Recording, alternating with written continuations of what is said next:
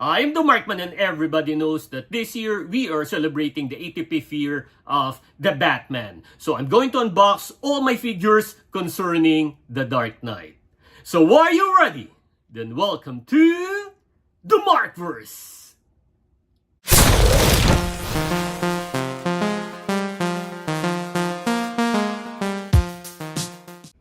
Again, this is the best time to unbox all of this to commemorate the 85th year of the world's greatest detective.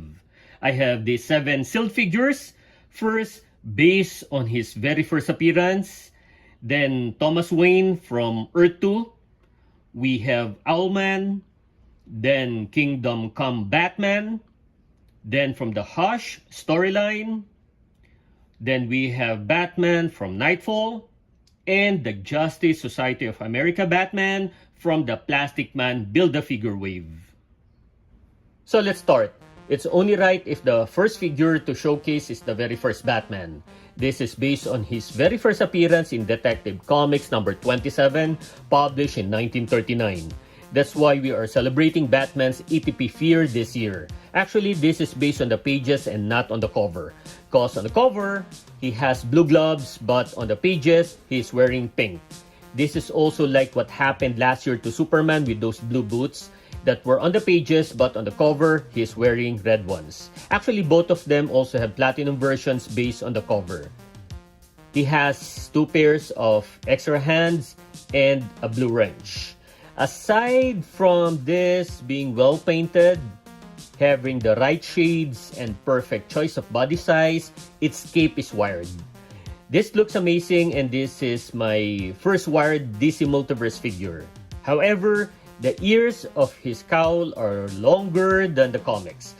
I also cannot tilt his head backward. You need to have this if you are a Batman fan. Then this Batman. There's a little complication here. It says this is from the video game Arkham Knight. This is actually a costume for Bruce Wayne that you can choose in the game.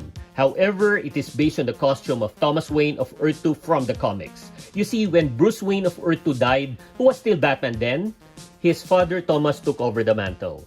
Still, its design is closer to the video game as the ears of the cowl is longer and the utility belt has a round-shaped thing at the middle, which are different from the comics. That is why this is stated as from Arkham Knight. I'm not really fond of the black and red suit, but at least they got the design right based on the game. It was colored well, including its cape. I like how this drops. And speaking of dropping, one advantage of having a long cape is you can use it to help him avoid dropping. The major issue I have here is his articulation. I cannot rotate his right hand. His arms and leg has limited movement. He also has this nicely designed batarang.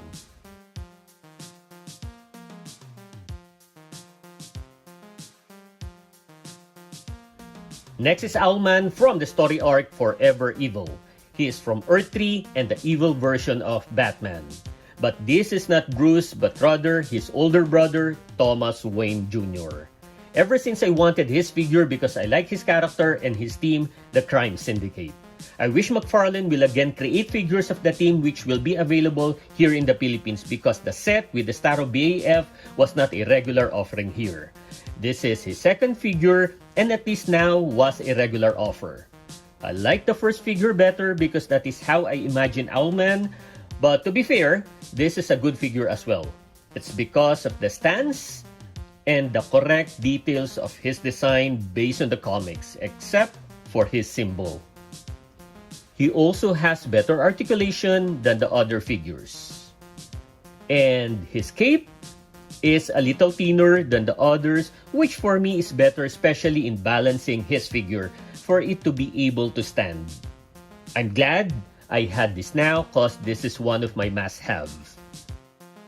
Next is Batman from one of the greatest DC storylines ever told, Kingdom Come. When I first saw the figure before it was released, I immediately recognized it's from that storyline and I was excited to get this figure. Let's connect these other parts of the wings first. Let's start with the right side. Then the left. This looks great. Probably this is the most unique Batman figure because of the wings and other parts of his costume. Because Bruce got older and his crime fighting took a toll on his body, he is now wearing an exoskeleton to maintain his agility. Initially, I loved the design, but when I checked his articulation, I found out there were issues in his head, arms, and legs. This means it will have very little posing. So he has a poor articulation. Nevertheless, its design make up for that issue.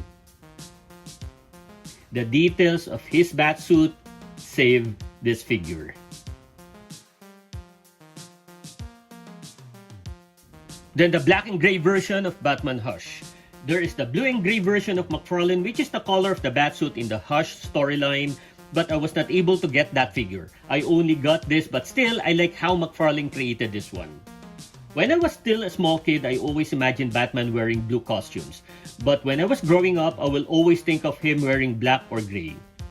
This version of Batman seems not just from Hush, but from other storylines as well.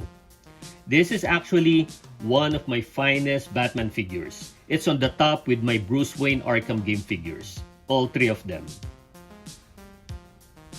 I love this one. First, it's because of the head sculpt. Second is his body type or sculpt. I don't like Batman being as buff as Superman, but this is one of the exceptions. There's something in this figure that complements his size. I think it's the symmetry of all his parts. Then the third one, it's the details of his gauntlet, utility belt, cowl, and cape, and the color finishing as well. I like everything about this figure. It's perfect. It also includes 2 silver batarangs and a pair of fists, wherein the right has a kryptonite ring to fight Superman when he was under Poison Ivy's control. It's good they included this one, and I will definitely be using this when I display him. Next is Batman Nightfall. Legendary known for the time Bane broke Batman's back in the Batcave and was temporarily replaced by Azrael as the Dark Knight. Honestly, when I first saw his figure on the internet, I was not keen on buying it because he looks slim and I feel there's something off about him, but I just cannot figure it out at first. But still, I bought it because of its significance in the DC community. Then when I was already looking at the figure inside the box up close while holding it, there I realized what's off. It's his proportion. I confirmed my suspicion when I removed him from the box. This is the delts, and it is aligned to the lower chest. This is abnormal.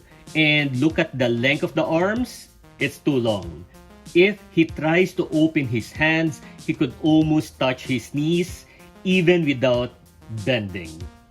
Anyway, if I overlook that, this is actually a nice figure, especially if you pose it right.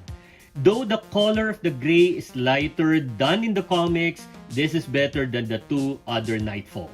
The black and gray, and the dark blue and gray 2-pack with Bane, which I badly hate because of the shading of the blue they use. It's too dark for me. Again, this is the best one among the 3. The details of his costume is good, from his mask, the cape, the logo, which is actually my favorite one, and it is not just painted, it's embossed. Then down to his boots. And the color shades are compatible with each other. I also like he has a straighter back compared to other figures that wore capes. Some of them have an arching back. This could have been in my top 3 Batman figures if not for the issue on his proportion. He has a blue batarang and a pair of alternate hands to hold it. Last is Batman from the GSA Plastic Man Bay F-Wave. The truth is, I bought this because of Plastic Man. He looks older here because of the face linings. When I first saw this figure, it looked badass, but when I look closer, he seemed to have an issue with his neck design. It looks off. But the costume design, the combination of a shining and matte black, and the striking yellow symbol and utility belt still make this somehow an attractive figure.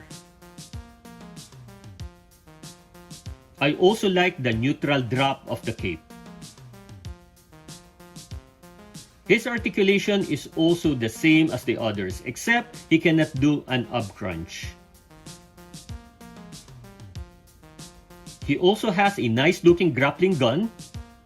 I guess this won't warp in the long run, not like the first few batarangs I got that showed the cord.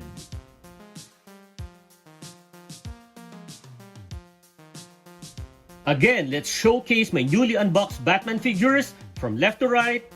Owlman, Batman Hush, Batman GSA, the very first Batman, Batman Nightfall, Batman Kingdom Come, and the Earth 2 costume of Batman in Arkham Knight. These are my new Batman figures for my DC collection, celebrating the ATP year of the world's greatest detective. So, if you enjoyed the video, click the thumbs up button, please subscribe to my channel, and don't forget to push that notification button since I publish new videos every week. Again, I am the Markman. Thank you for visiting the Markverse, and always remember to pay it forward with kindness.